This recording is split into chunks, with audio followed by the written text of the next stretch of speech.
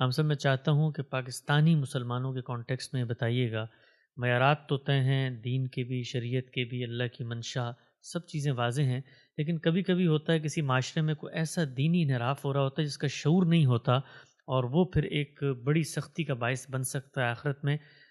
نصیحت کے طور پہ بھی بتائیے گا تاکہ ہم لوگ اس کو بہتر بھی کر سکیں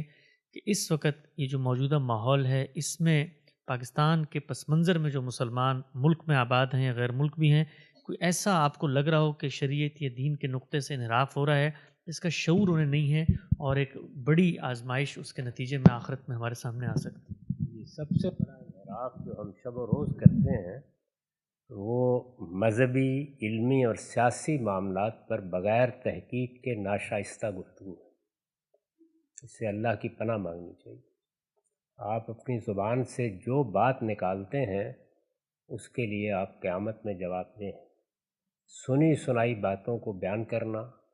سنی سنائی باتوں کی بنیاد پر دوسروں کو متون کرنا، سنی سنائی باتوں کی بنیاد پر دوسروں پر الزام لگانا،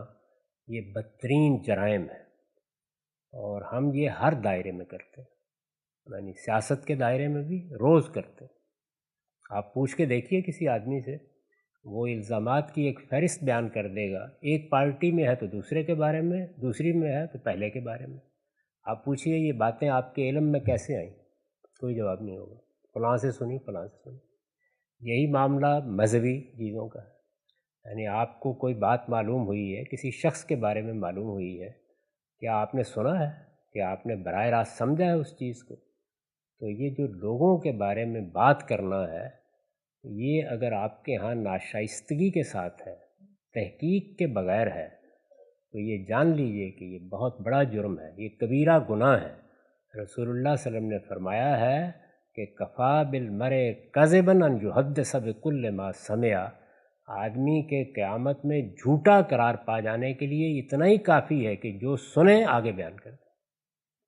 یعنی اس کو تحقیق کر کے اپنی بات سمجھنی چاہیے۔ مذہبی معاملات میں بھی آپ کو پورا حق ہے کہ آپ ایک نقطہ نظر کو صحیح سمجھتے ہیں، آپ رہیں اس پر، لیکن کوئی دوسرا نقطہ نظر اگر آپ کے سامنے آتا ہے تو آپ اس کو سننے کی ہمت رکھتے ہیں تو سنیے، جاننے کی ہمت رکھتے ہیں تو جانیے، سوال کریں، اگر کوئی زندہ شخصیت ہے تو اس سے براہ راست مکالمے کا موقع پیدا کریں،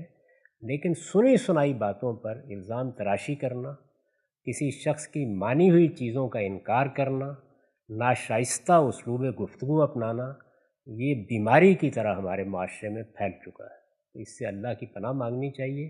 صرف اپنے مکالمے کی صورت کو اور تنقید اور تبصرے کے اسلوب کو شائستہ بنا لیں، مہذب بنا لیں،